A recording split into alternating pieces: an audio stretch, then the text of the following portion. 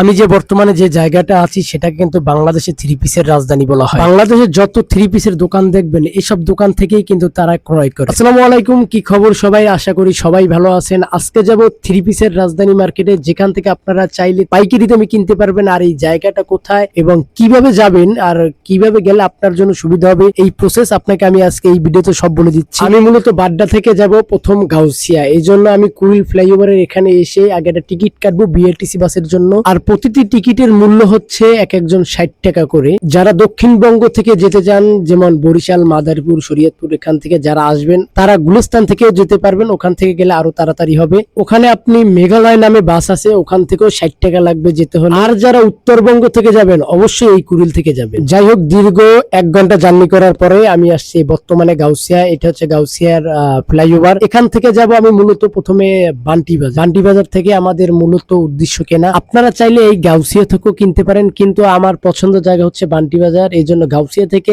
20 টাকা অটো ভাড়া দিয়ে ওখানে আমার বান্টি বাজার যাওয়া লাগে। আমার বান্টি বাজার যাওয়ার মূল উদ্দেশ্য হচ্ছে আমি ওখান থেকে এখনো প্রায় 3বার মাল ক্রয় করছি। আর এদের সব থেকে বড় কথা হচ্ছে এদের ব্যবহার আর সততা দেখেই আমি মূলত ওখান থেকে মাল ক্রয় করি। যাই হোক, দীর্ঘ 1.5 ঘন্টা জার্নি করার পরে অবশেষে আমি এই বান্টি বাজারে এখন আসলাম। এখানে আপনি অসংখ্য পাইকারি দোকান পাবেন, যেখানে আপনার মন চায় সেখান থেকে নিতে পারবেন। আমি ব্যক্তিগতভাবে এই রোমান ফ্যাশন গ্যালারি থেকে মাল ক্রয় করে আসছি। এখানে আপনার প্রায় 5000-এর বেশি ডিজাইন আছে। এক একটা ডিজাইন থেকে এক একটা মাল আপনি ক্রয় করতে পারবেন, এতে তাদের কোনো সমস্যা হবে না। কিন্তু অনেক দোকান আছে এক ডিজাইনের 4টা কম্বো প্যাক থাকে, ওটাই আপনি নিতে হবে। এই জন্য আমি ব্যক্তিগতভাবে মনে করি এই রোমান ফ্যাশন গ্যালারি এই দোকানটাই আমার কাছে সব থেকে বেস্ট, কারণ এখানে অসংখ্য ডিজাইন আছে। সেখান থেকে আমার একটা মন চাইলে একটাও নিতে পারবো, 2টা মন চাইলে 2টাও নিতে পারবো। যাই হোক, অনেক কথাই বলে ফেললাম। আর অনেকে ভাবতে পারেন এটা আসলে একটা প্রমোশনের ভিডিও। আমি ব্যক্তিগতভাবে কারো প্রমোশন ভিডিও করি না, এটা হচ্ছে আমার ব্যক্তিগত একটা ভিডিও। এই জন্য আপনাদের কাছে আমার মনের কথাগুলো বললাম। ভিডিওটা যারা কন্টিনিউ ফুল দেখছেন অবশ্যই তাদেরকে ধন্যবাদ জানাই।